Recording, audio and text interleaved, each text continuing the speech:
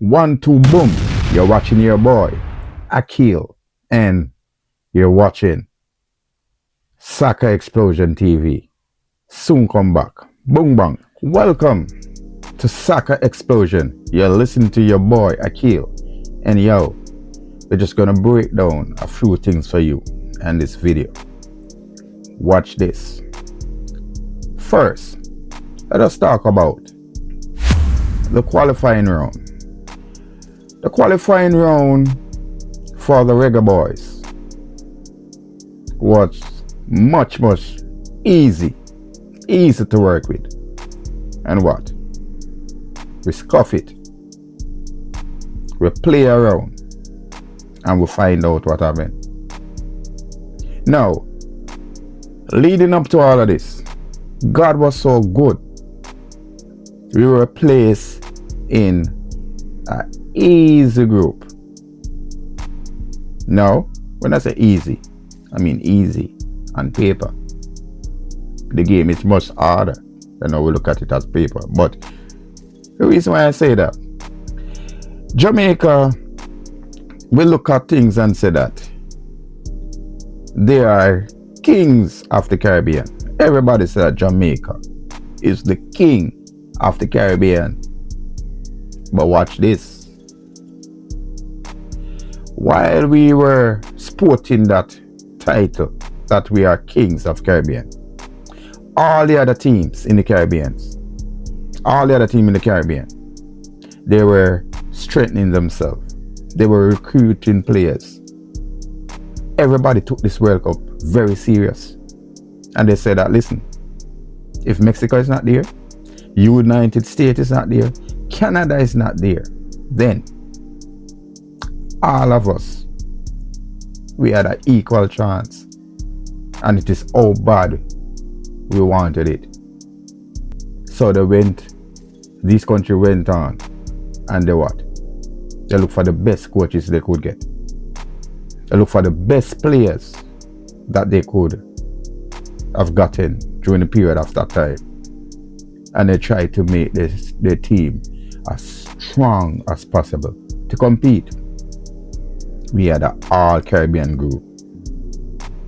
All the Caribbean group, they decided, listen, we're going all out. Go hard or die trying. What did Jamaica did? Jamaica, they kept the same squad that they had, that they tried with a lot of failing campaigns. They did no recruiting. Let's go back to the Unity Cup. They played the Unity Cup and we saw some form of plan or structure there. Never looked bad at all. But by we came out of that Unity Cup and played the first game in that qualification period, we didn't look nowhere near like what we did in Unity Cup. Now, I must say this. Is this fundamental or mental? Is this fundamental or is this mental? Now, when we look at fundamentalism, we are talking about anything that has a plan, has structure, right? We are talking about the components which form or give something structure, or anything of great significance entailing major changes. We went out with the same player. When we talk about mental, mental pertain to the mind, your intellect, insanity. What was this? Fundamentals are mental. It was very unique to see how we carry out this thing, because if you look at it, what we did as Jamaicans, we were actually fighting against our own self. As Jamaican, we were fighting against our own self. The other teams, they knew what they wanted. And wherever they could find these players that have any form of lineage to the country, they went out and they got them. Whether they were in high-class league or in a lower league, the coach would go out. And once he saw a player that would fit his puzzle, he would get that player to complement the team. This is not about just how highly the person is playing. Because sometimes you'll find a very competent player in a lower league. But a lot of times, you have to start from somewhere to get to somewhere. Therefore, there are hidden gems in some lower leagues. But if you don't have a plan, have a structure, if you don't have any fundamentals in which you're using that to guide what you want to do, you cannot pick up on that gem. You don't know if this is the gem that will fit your puzzle. They're more mental than fundamental. So while these countries, all the countries in the world, if you look at it, they will go all out to get any players which from it will complement their squad. They will go and get them. No fight. Jamaicans, they fight every day and fight themselves. If they want to get something from someone in another country, at that particular point, they will say that, listen, me have a cousin there, a father, mother, grandfather, grandmother, a brother, sister, you name it. Let me call that person and say, listen, I need some help, man. So I wanted to chip in and set me up. Me have half it. So you send the other half and let me deal with business. And when they send it, they will say, yo, I'm a brother that, sister that, cousin or whatsoever. But when you come onto the football and playing for Jamaica, you say if you don't come from one of the 14 parishes in Jamaica at the time, you're not living there, wow, you're not Jamaican. You're not the cousin and the brother and the sister anymore. You are now diaspora players, overseas players. No, fam, and I say it worked. Once you're Jamaican, you have that blood running through your vein. Anywhere you are in this world, you are considered Jamaicans. You only consider Jamaicans when you want something. You consider as a Jamaican because the blood is in your vein. So we keep on fighting ourselves. And we go on and we curse about foreign players and who don't born a Jamaican, who is loyal from who is disloyal. You don't see those foolishness going on with the other countries. Curacao, they did it. The Haitians, they did it. Grenada, all these Caribbean countries. Trinidad said, boy, this World Cup, we got to go this World Cup, boy. You think we're playing around? We are in a group with Jamaica, Curacao, and Bermuda. We want to tap that group to go to World Cup, boy. We know what is at stake. So guess what? I'm going to tell our coach to go out and you need to recruit these players and get the best we can get in the cup. We need to compete and go to the World Cup. We ain't playing, boy. And I remember when some names were calling and said that these guys could play for Trinidad. They were so excited. They weren't talking about no overseas. They said, listen, this is a Trinidadian player. Not so it go, boy. But we Jamaicans, what we do? We fight amongst ourselves, man. And we don't remember, We don't remember what is our matter. It says, out of many one people, Out of many one people? Are we mad? You answer the question. We must mental. Got what? What does that mean? Out of many one people.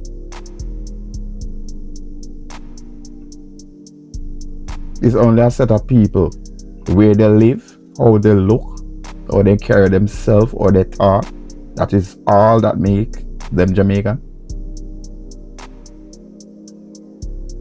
Or is the blood, the lineage that you came from. What's running in the vein? What makes you a Jamaican? We fight against ourselves on a daily basis.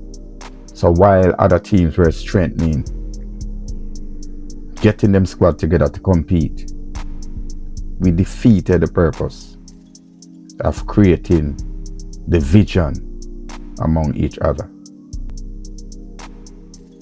We call the same set of failing players. We knew that we had a midfield problem. It wasn't at the last game. We knew that we had problem in the middle of the park. And we did nothing to correct it. We had players that if we had called them in, Jamaica would be at the World Cup now. And we find all excuse. We said that they are old, they are playing in some bush league, we're not getting to see them as much and all of that. We can find all sorts of problem. Some of them we say that they are too young and we don't want to throw them in anything. But one of those same young players, he was in the game for the DR Congo, which is a much more strong, high-profile team, and he did well. So Kings of Caribbean, what would he have done with the All Caribbean group? Because he went out like a man in the DR Congo game. So we find all kind of faults, not to carrying the right players, or recalling the players them who failed us right in and out in the middle of the park and some other places on the field.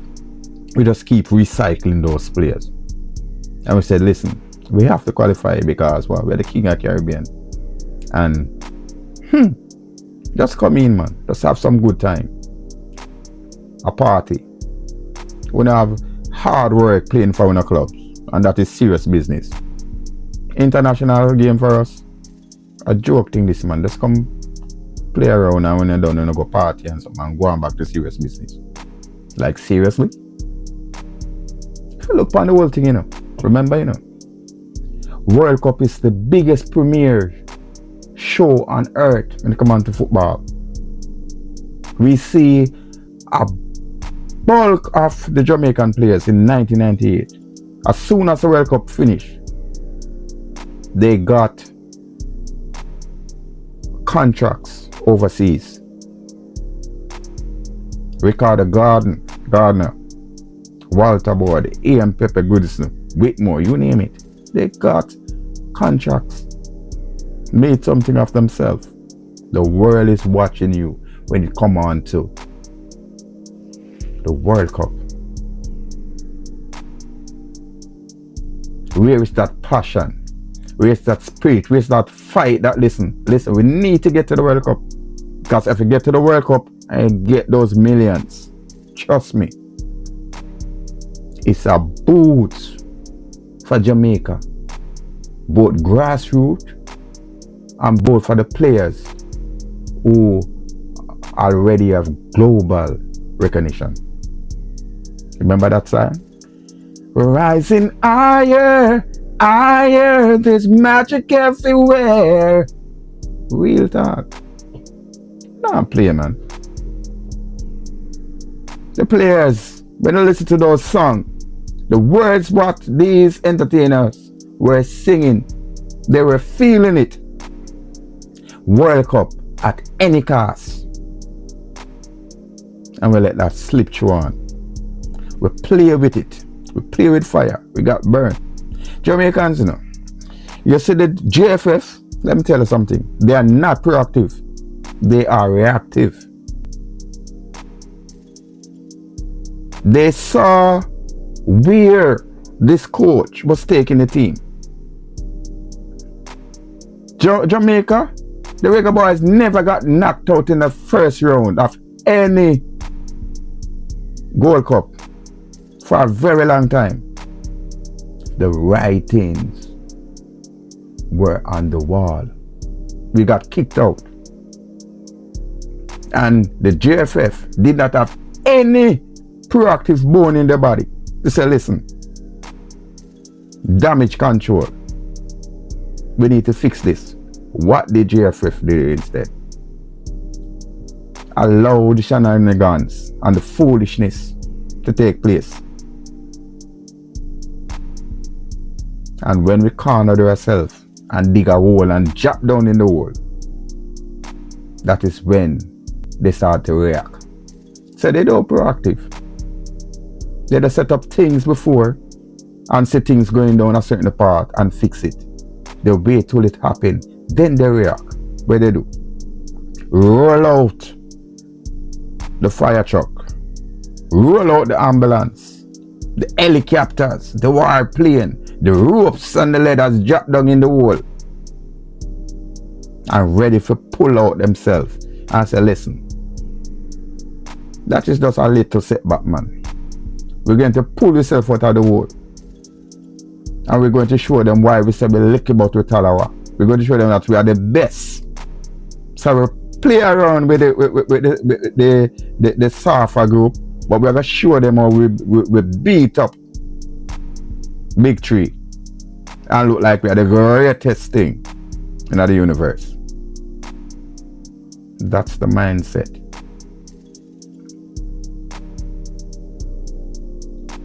Was there fundamentals? Or was it that we were mental for doing all this stupidness and expect what? So when all this happened and we fall short, because really and truly, when we won the first 2 games, we had 6 points. We went down to Curacao, you know. We should not leave Curacao without even a point, you know. We went down and we play around. We go out there like it was sightseeing. When quick time and Curacao put 2 in our back of our net. And when we wake up and decide say, come we try and fight back. I weren't serious. We got the goals. One of our players got the ball right next to the goal line. If we had 2 punch, could have kicked it in the goal. That was how close it was. And when him kick, it's like say, him kick the ball down at the ground and him foot go over the ball and all of that. Can't score. Right from in, we call them thing the baby line. The man they are baby line. Could not score. We got other chances, we did not score. The amount of chance we got that day, just in one half, the second half, when we decided to fight a little more, could have tied the game and also won the game. Richard King managed to get one in the back of the net and the referee said no goal. But we could have won the game that day. If we look at the chances that we got, even though we did not play anything and we did not take it serious. That happened, done and dusted. We came back to Jamaica and we won. Now we went down to Trinidad to make sure that, listen, this should be a do or die game. Finish it. And then we went back to Kingston in the position of winning or if we join. So we wouldn't have any pressure on our back. We could go out there, plan out the game, make sure that we have structure and all of that, and know what we are doing and see out the game. We went down to Trinidad, said we're going for a draw. Are we mad? Are we mental? Or was it fundamentals? Keep asking the question. You viewers, you answer it. While you listen to my videos, make sure to like, subscribe, and share. But going on further, are we mental or was it fundamental? The coach said going for a draw in a must-win game. While going for the draw, what we did, we got the go-ahead goal. And before we press on and make sure that we try and get at least one more, along with that, keep possession of the ball and keep Trinidad at bay. When we got that one goal, we pull back. We even take off our forward. And we put on defenders. We don't even have a plan and a structure at the back to see the format that we were playing in. We didn't know what was going on around there. What were we using around there? Was it a back five? Did we have 3 centre half and 2 wing backs? So at least you see a structure. What were we playing? We had 2 left back on the pitch, and they clearly didn't know their role because they were mixing up, bumping in each other. What was the formation? We just send players out there, and players just running up and down. Give the ball to Trinidad. Trinidad was a more attacking team, better attacking going forward than defending. So it would have been better for us to keep on trying to press Trinidad, give them something to defend, rather than having them attack to us. So what? They give up the ball to Trinidad. Trinidad keep on attacking us. That's a field day for Trinidad. Trinidad players look on it and say, okay, the reggae boys don't want this, you know. So you know what? Leroy Garcia and you boys, boy, let us take it to them and kick them teeth out. Let us go for this equalizer and we can also win it. If we win it, we can push on for the second spot, runner-up spot. Let them and Cursa fight it out. If Cursa win, they knock them out and we will go after the playoff. Let us take this game and we put it in the boys' demand. Yeah. And then push and push and push and draw the match. Put us in a very bad position. We go back to the office, the so-called office, with a heavy price now on our shoulders or our backs. Lot of pressure. The whole Jamaica came out right after Melissa for hope. So you know what? The team have to carry all those weight on their shoulder, and it was too much because mentally they didn't have it. They weren't strong. Fundamentals, they had none. They just send them out there to play. That there was no structure. We don't know what is going on the pitch out there. So what? We crumble. An automatical position, we squander it. And now push to the playoff. When we were pushed to the playoff, now we had the DR Congo to deal with. We have New Caledonia to deal with. People were going around and said, okay, we have a second bite of the pie. But that was a lie. Second bite of the pie, that was a lie. That we did not get. No bite out of no pie. We missed it. Missed it out on the World Cup. Jamaica won't be dancing at that party. Yes? We are going to be in some restaurant somewhere watching the games. Once again,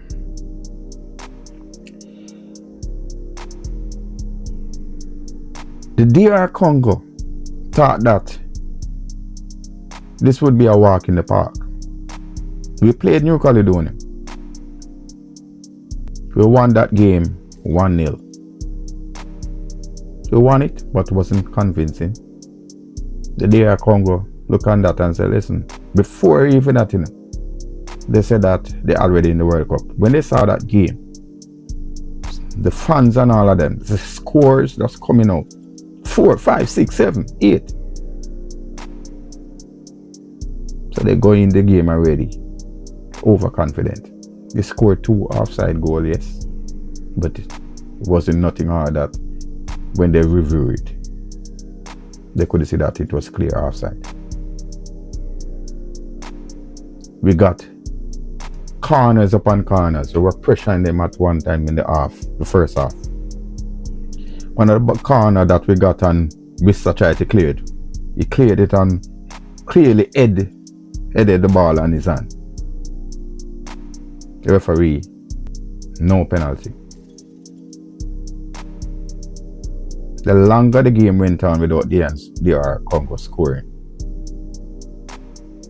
the pressure was now building up on there more mentally, because in their head they already thought that they would have won the game even before it started. So the longer we keep them at bay, the more frustrated they would get, and this will turn out in our favor. But we weren't mentally strong to get it over the finish line. At one point, the DR Congo, their coaching staff and their players, they were so frustrated because they didn't expect the game to went on so long. Where was the warrior spirit in the Jamaica team? DR Congo was on the wrong side of history until the Reggae Boys let them back in the game. The first half and the first set of Reggae Boys players that went out there, most of them played up to about 60-something, 70-something minutes. They gave the DR Congo a run for the money, but mentally they weren't strong enough. So they start dropping like flies. You have to took them off the field. No, this is a mental thing. And if you tell your mind, if your mind is in the right space, that listen, we're going to see out this game and we're going to make sure so we qualify. The mind is so powerful. The mind is going to be the thing that drive the body and carry the body through. If you're weak mentally and you tell your mind that listen, can't manage it and all of that, your mind is going to shut down your body. These players start dropping like flies, man, and you have to take them out. And once you take them out, the game just shifted into their Congos, and they start apply more pressure now, have more position of the game, start looking more threatening. And that was where they got the corner. That corner should be it should be well defended. The defenders up the front post, you should not miss that corner. They should have watched that ball as it come off the player lace. You should in position, assessing the ball and everything, ready to clear. Out of my life. If that ball beat the players at the front post, there should be another defender in the 6 yard there, sir. One at the back post. The others around the penalty spot and within the area, filling out spaces. So if it beat them at the front post, you guys map up. You were nowhere to be found. A defender from DR Congo come right through. He wasn't expecting that. He was expecting something more to come to him get a header or something so he could head the ball to goal. So he was already going in front of the ball. So the ball was slightly going behind him. So what he had to do? He used his hand and he'll bounce that in the goal. It is not for him to not to do that. He want to go to World Cup. Let the referee pick up that and wave off the goal. If they don't see it a goal, we see where Maradona did that. The hands of God. Man whip cross across. And when he came cross, Maradona said, oh, I not put me in this, you know. He placed this hand at his forehead and backed that down in the goal. Argentina win 1-0. Same thing with DR Congo. That wasn't a legal goal. None of the players, Ethan Pinnock, barely go up and say something. Ronaldo Sifas went to the referee, pointing on his hand. His hands, I saw that, his hands. And the referee said, just calm down, man, cool yourself, never deal with it. But they still never go up to the referee, take a yellow card or something, pressure him and say, listen, go to the monitor because it is straight hands. Let him know. Say, listen, we see it. Put it in his mind frame. Let him take a look at the monitor. None of you pressure him. He said to ease off and one just ease off and cool up. The persons in the VAR room look what they want to look at and just tell him that, listen, a goal. And him point to the spot. And that was it. No, man, the amount of pressure when you're supposed to put on that referee, he would have to go over the screen and decide for himself. Let him know that when you see that, the ball came off the hand. But it should not go down to that, because I said that ball should have gotten cleared from the front post. And if it chip off that latte body head, because he was late, the persons in the 6-yard box should map it up. You should already set in a side hand position, because you should set your body already and tell yourself, so listen, anything will come my direction, I clear it, I clear. Say already in the side hand position. So once that comes to you, out. A lot of your positions weren't right. When the ball passed, the guy knocked it in. Now, just look at it. If this game went on to penalties, Jamaica would be in a stronger position mentally. Because the longer the game played on, the more frustrated the coach and DR Congo got.